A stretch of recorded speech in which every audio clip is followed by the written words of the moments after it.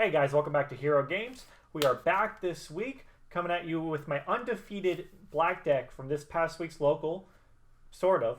We'll talk about those matchups here in a minute, but let's get right into that deck video. I'm super excited to show you guys. So as always, starting with our level 2s, we are running 4 copies of the new BT6 Pagumon. Pagumon's a nice fun search option for black, able to get a little bit of draw power there. On deletion, reveal the top card of your deck, add it to your hand if it's a black Digimon card. Otherwise, place it at the bottom of the deck. So obviously this can be situational depending on your build, but if you're running particularly a black heavy deck or an all black carded deck, then this is obviously probably the way to go, I think, for babies. I don't really like any of the level 2s that black has had up until this point. At least this one. Your blockers are probably dying, especially in this format, but if you can at least draw a card to get closer to your win condition, I'll take the deletion effects at times. Next we are running 4 copies of the classic BT2 ToyAgumon. He's considered a staple in most black decks, and I have to agree. A 3-drop, 0 to evolve, 1 DP Digimon, but the beauty in him is, of course, the reboot inheritable gives reboot to any of our Digimon that he's on top of, which basically means they unsuspend our opponent's face. So this is particularly important on our boss blockers, because we want to be able to swing and still be able to block on the next turn. Or even our non-blocker ones, we want them to be safe from harm on the next turn. Unless you have Craniamon or other protection effects, though, this can run into some problems against purple. Trump Sword, of course, says F you to reboot unless you're running some protection against it, which we'll get to. We are running 4 copies of the new ToyAgumon from BT6. The 3-drop, 2000 DP, inheritable all turns while this Digimon has blocker, it gains plus 1000 DP. So this is what I love most about this set, to be honest with you, the fact that a lot of the inheritables are very specific to turns that actually for once help black. A lot of black inheritables have been on your turn, your blocker does this, your blocker does that, and I don't want my blocker to do things on my turn. I want my blocker to do things on my opponent's turn.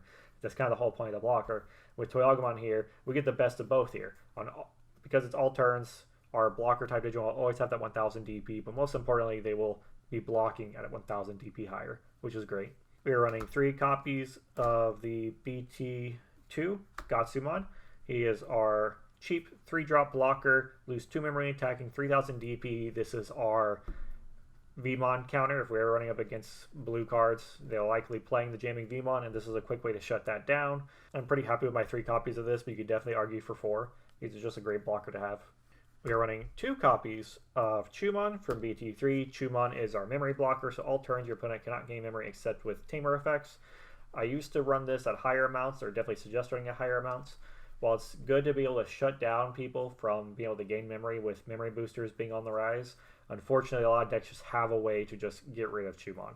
So he doesn't stay, although he can be clutch at times, depending on the matchups and depending on what your opponent has. So still run him at 2. I'm still putting him in. I want to be able to stall the Lilith Loop, or at least have them gain memory on my terms, if possible. We are running 1 copy of the promo Sunarizamon. This is arguably the most expensive card in black right now. While he used to be cheap because no one played black, everybody's so into the Alphamon now, his price has skyrocketed. And for good reason. As a 3-drop, 2000 DP on all turns, all your black Digimon with 13,000 or more gain piercing. And then is inheritable, the same requirement of a black Digimon of 13,000 DP or more, gain security tag +1. So whether he's beside your big boss monster or under your big boss monster, he's adding some hefty damage. Piercing and security tag +1 is nothing to mess around with. If you have them, definitely run them. I only have 1 copy, unfortunately. I can't afford that $30 card, so just the one it is in this deck. He hasn't come up yet, but you never know. One day he might. Moving on to our level 4s, we are running 4 copies of the classic starter deck, DarkTyrannomon. He is our 1-drop blocker, 5k, lose 2 memory when attacking. While blockers are not very prevalent as much in this meta, Craniamon does allow us to keep them very relevant. But most importantly, he's also a turbo option, able to evolve for 1, which is fantastic. We are running 3 copies of the Bt5 Shademon. Shademon is another blocker. This one can't attack. He's a 2-drop 5k, but the beauty in him is he plays from security. So if he gets checked to security, automatically fresh blocker on the field, and we have a Craniamon on the field, it's even better, and we'll get into that a little bit later. Beside this blocker that can't attack, we're also running 2 copies of the matching Bt5 Mechanorimon, another one of our blockers that cannot attack. Black's got a few of them, but what's important about this one is he's a 4-drop, 3-2 evolve, 6000 DP. On opponent's turn, when this Digimon deletes an opponent's Digimon, he unsuspends. So basically, as long as your opponent's not swinging anything that's 6k or higher, depending on DP gains, you can just keep blocking indefinitely. So good counter to the Rookie Rush, good counter to a lot of Bond decks early on because they can't just rush you either. It forces your opponent to have to deal with it to be able to get to your security. So he's a great drop. And for my experimental card of the set, I popped in 2 copies of Clockmon from BT3. You know, it's funny that despite Clockmon being such an older card, I've never really thought to run it. I never gave it much thought until I was just looking through cards the other day and I realized he's a 5-drop, which is not bad for level 4 if you break. 2 to evolve, which is pretty standard. 5000 DP, which is kind of eh. But is inheritable on opponent's turn. Digimon gains 1000 DP, which goes great with our blocker mentality we're having. Definitely came in clutch. I might bump him up in future builds of this. Next, we are running 3 copies of our level 5 Megidramon from Starter Deck 5, the Black Starter Deck. It is a 3-2 evolve, 7-drop, 7000 DP, inheritable blocker. So this allows us to give any of our boss Digimon blocker, which will be super crucial to this deck's main strategy. We'll get into that in a little bit. We'll come back to him. We are running 3 copies of Gogumon. Gogumon is kind of an interesting card in that he has a Digiburst ability, so he's still a 3-2 evolve. Inheritable all turns. This Digimon gives 1000 DP, so he still helps our blocker Digimon attain a higher DP threshold, but they can also Digiburst to gain 2000 DP for each source bursted. And that carries over into the end of your opponent's next turn, so we can Digiburst 3, gain 6000 DP, evolve into a blocker. That 6000 DP carries over. Now we have a huge blocker. Talking Craniamon, it's an 18k blocker minimum. 19k actually because of his own inheritable. This is a great way to be able to surprise swing because he'll be able to attack things at 13,000 DP. So if someone leaves a boss monster unprotected at 12k or under, bring him out and start punishing it early. He's also a great mirror match counter. If you're worried about ultimate flares or any de-digivolving mechanics, you can Digiburst all the way down, and then put your boss monster on top of him. So now if your boss monster does get de-digivolve, you're only going down to a 5. That's a really great way to keep momentum. And finally, we're running 1 copy of Gigadramon. This is the new card from the set here. Acts as both a black and red Digimon and can play off both. Has a 6 play cost, which isn't too bad for level 5.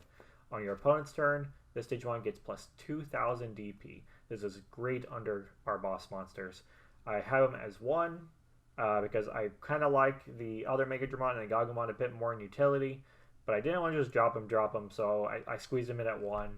Sometimes he comes up. He's really not necessary. I just kind of like him sometimes. For the start of the show, we are running 1, 2, 3, 4 copies of Big Boy Craniamon. Craniamon has long since been the underrated boss monster of Black. People really underestimate at times what this beast of a boss can do. And for good reason. For a while the green meta was very heavy, he didn't get that much play. Green does counter him a bit, but now that we're all into deletion effects and swinging over things, 3 Musketeers, Craniamon has plenty of room to move around. Quite expensive, but his value comes in his abilities. He is first of all a blocker, but then his second ability, all turns. All your Digimon with blocker cannot be deleted by your opponent's effects. Now running some other 6s here, we're going to run in 2 copies of Genkumon. Genkumon is the new Black Royal Knight. He can be pretty clutch at times too. He is still that 4 to evolve, a hefty cost Black seems to keep running into with all their good cards. But when Digi-evolving, delete all of your opponent's Digimon with the lowest play cost. Doesn't matter what it is, as long as it's the lowest one on the field. So if they have a field full of Digimon, we're popping the lowest one, which is likely going to be a level 3. If they make a mistake and move up to 1 single boss monster, evolving the Genkumon, he's popping that boss monster. It doesn't matter that it's 13 play cost. It's the lowest one on the field. Genku's getting rid of it. So they really have to play around Black now and not go too tall, because we're just going to crush it. But also, he's a great attacker. On your turn, while your opponent has a unsuspended Digimon, this Digimon gains security attack +1. And I love this mechanic for Black because we're actually able to start punishing our opponents for trying to go wider than us. And for our final boss monster, we are running 1 copy of the new BT6 Alphamon. But really, you could kind of build into whatever with these.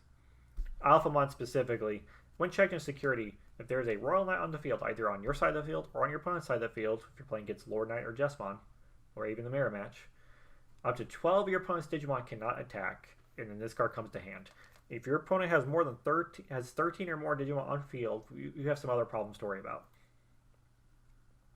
And when attacking, you may spend up to 5 memory. If you do, gain 1000 DP for each memory, and at the end of attack, gain 2 memory.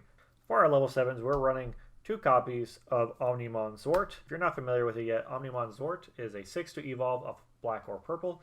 When Digivolving, you will trash the top 3 cards off your deck, and then play up to 2, essentially level 5 or lower black or purple Digimon. I believe it's play cost of 8, which covers almost everyone. And then when attacking, you may remove the level 6 source back to your hand and delete any Digimon with a play cost of 12 or less that's unsuspended.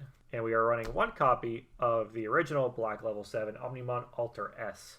When Digivolving, de-Digivolve everything by 1 stage, and then all Digimon with 5000 DP or less are deleted. This is a fantastic Sistermon counter if you're playing against Jessamon. First off, you get to de-Digivolve the Jessamon, and then you board wipe all of the Sistermons that they've built up. So this can be a great Jessamon alternative. And then finally, when attacking, remove the level 6 back to hand to make him unblockable. We are running 2 copies of the black memory corrector, Tai Kamiya, and then we're running 3 copies of the new dual tamer for black, Izzy Joe. This is, I think, probably maybe the best dual tamer, or one of the best dual tamers out right now. It's kind of a fantastic card. It really works in all decks if you think about it. At the start of your turn, if your opponent has 2 or more Digimon, gain 2 memory. And also, we get the draw power with it too. When one of our black Digimon is deleted, you may suspend this tamer to draw 1 card. Black is getting some speed, black is getting some memory. I love it. For our option cards, we're running 2 copies of Ultimate Flare. I went with this over the Iron Fisted Onslaught. While Iron Fisted Onslaught can be objectively better in a lot of situations, for black, particularly, your opponent's really wanting to go wide, and deleting 1 Digimon with the highest play cost sometimes just isn't good enough. A lot of times isn't good enough. And then we're taking 1 cheeky card of Breath of the Gods. One of your Digimon gives reboot in case we don't have a ToyAgumon under it, and its DP cannot be reduced, it cannot be returned to hand or to the bottom of the deck. This is what I call the Millenniumon counter on the Craniamons, and we'll talk about that right now. So the order that we do this can vary a little bit depending on, of course, what we draw and what our opponents are playing and what their options are leaving us with. But a nice good setup would be to start with either this ToyAgumon or the one with reboot. Either of these are fantastic ones to start with. We would love to evolve either into one of our turbo options, so put a Clockmon on top of them. I would love to get a Megidramon under him and give inheritable blocker, but I gotta do it on the same turn, right? I have to be able to evolve into this at the beginning of my turn and then end my turn by going into Craniamon.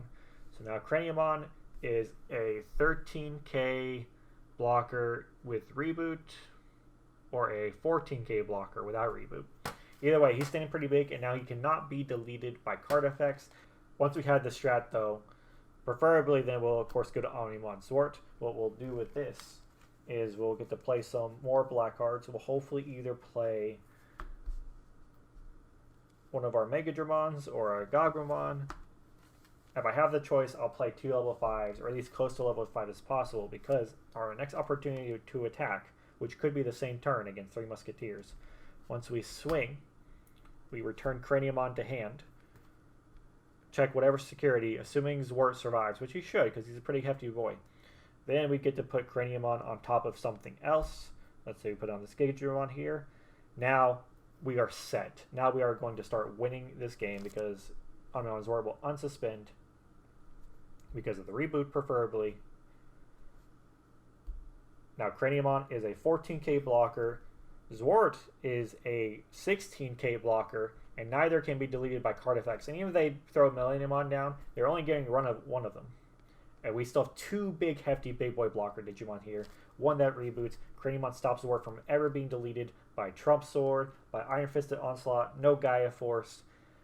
Your Jessamon better be swinging pretty big by the time it comes at this thing. And then if your opponent is unfortunate enough to leave that second Megidramon out, we're going into that Gogumon. Now, Gogumon is a blocker that can check 2 security protected from deletion effects. This is the main strat of this deck. Be able to recycle these boss monsters by going into your level 7s, because now we can go into Craniamon. We can put other Craniamon into Zwart. We can swing, return them to hand, play another 2 level 5s, put down another Craniamon, and start spreading our Craniamons. If they do manage to get rid of one, we got 3 more in this deck, and we're going through this deck. We are going to get 3 to 4 of them in hand. It's going to be fantastic. It is fantastic. It worked really well.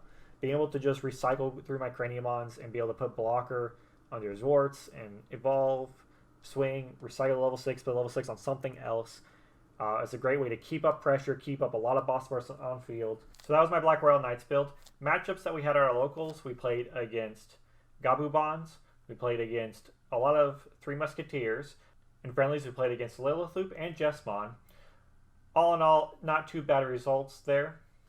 We did 2 of the Gabumon able to use the Zwart with blocker to stop the actual Gabumon bond of friendship from swinging. Craniamon kept 3 Musketeers at bay. As far as matches for Jessmon and Lilithoop, it kind of comes down to who can build up first. If I can build up a big boy Crania blocker with all the inheritables stacked under it, or even go into Zwart, that's a super high DP stack with immunity to deletion effects that Jessmon might not be able to swing over quick enough. Enough seals and it'll definitely get there, but can it get there before I'm able to clear through security, especially if I have a Genkumon on board where I'm checking multiple? So it can definitely be kind of a race matchup, though if Jessmon definitely gets there before I do, it will steamroll over this. We just don't have the high enough DP to keep us there. Lilithoop, same thing. Lilithoop kind of starts out slow, or at least you hope it starts out slow. As long as we can kind of check those securities before they start looping, we should be alright. Crania can help mitigate that by keeping blockers on the field, immune to deletion effects, a lot of purple decks like to play. Which leads me, of course, into that 3 Musketeers matchup. So this was a sort of part of Undefeated. Made it to the final rounds, playing against local boy Joseph. Joseph, if you end up watching this, great game again. We went to game 3, and it came down to who could set up their board first. As long as I had that early Crania, which I did, I was pretty much set on board. Unfortunately, I couldn't get the right inheritables under other things to make my attackers into blockers to prevent them or Crania. My board was just building too slow, and while we basically stalled each other out, it came down to I needed to deck him out in the next 2 turns, and we just ran out of time. We ended up playing out anyways, and again, if we don't include time, I beat him out due to deck out. He could not clear my board to get to me before he ran out of cards. Unfortunately, he still had 5 security while I had 0, and while I had a board full of blockers, when time runs out, it comes down to who's got their most remaining security. Joseph's still at 5, because my only strategy at that point was to deck him out. But again, great games. Sort of undefeated. I'm gonna hold true to that. But Joseph definitely did officially win, and he played a great game. That was a great 3 Musketeers game. Loved the back and forth on it. But hey, thanks for stopping by and watching. Don't forget to like and subscribe to see more Digimon content coming your way, and I'll catch you guys next time.